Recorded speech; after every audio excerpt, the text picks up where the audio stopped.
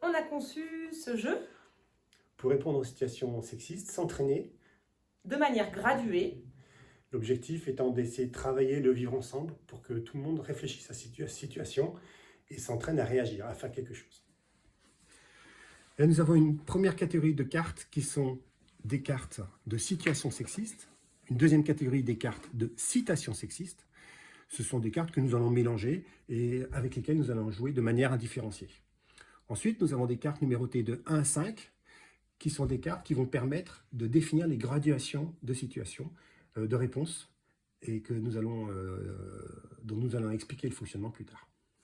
Nous avons ensuite la piste de score qui va nous permettre au fur et à mesure de pouvoir compter les points, ainsi que les cartes de Sun Tzu qui vont permettre d'avoir des idées de réponse dans les situations, ainsi que d'autres cartes également de Sun Tzu pour ensuite proposer une variante du jeu.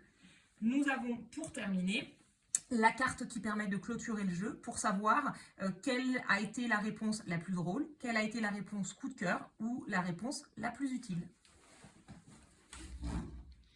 Donc nous avons positionné les chiffres de 1 à 5 et nous allons tirer 5 situations parmi celles qui ont été mélangées.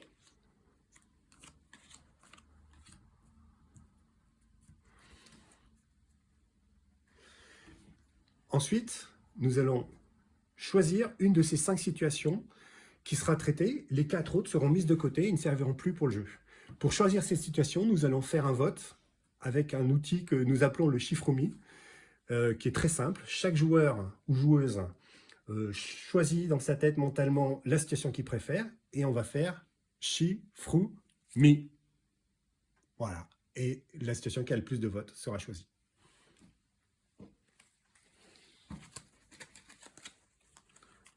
Ensuite, on va distribuer les cartes des graduations, une à chaque joueur, que chaque joueur donc gardera pour lui et ne montrera pas aux autres.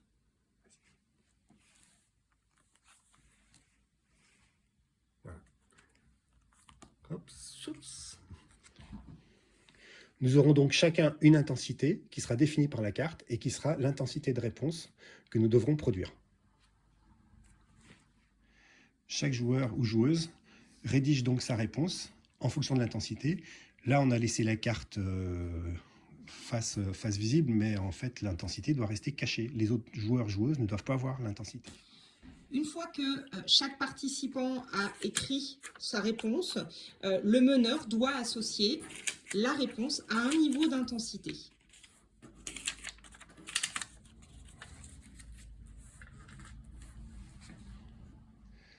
Ensuite, le meneur ou la meneuse marquera 1 point par intensité correctement identifiée.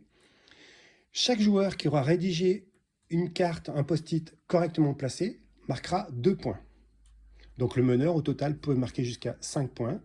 Le joueur ou la joueuse marquera seulement 2 points s'il a bien rédigé son post-it. Pour clôturer le jeu, nous proposons ensuite d'aller choisir parmi toutes les réponses qui ont été produites, la réponse la plus drôle, la plus utile et la réponse coup de cœur. Ça permet de rediscuter de ce qu'on a trouvé durant la partie.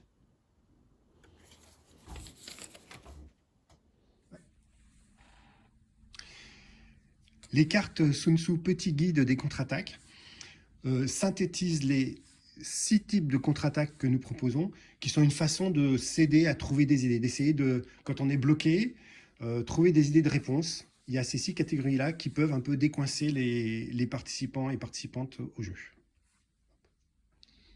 On peut également proposer une variante avec les cartes de Sun Tzu que vous voyez ici, où le meneur ou la meneuse peut décider au début du tour d'imposer une catégorie de réponse. Par exemple, la diversion, l'humour, ou que les participants devront respecter dans leur réponse. Pas mal. Allez.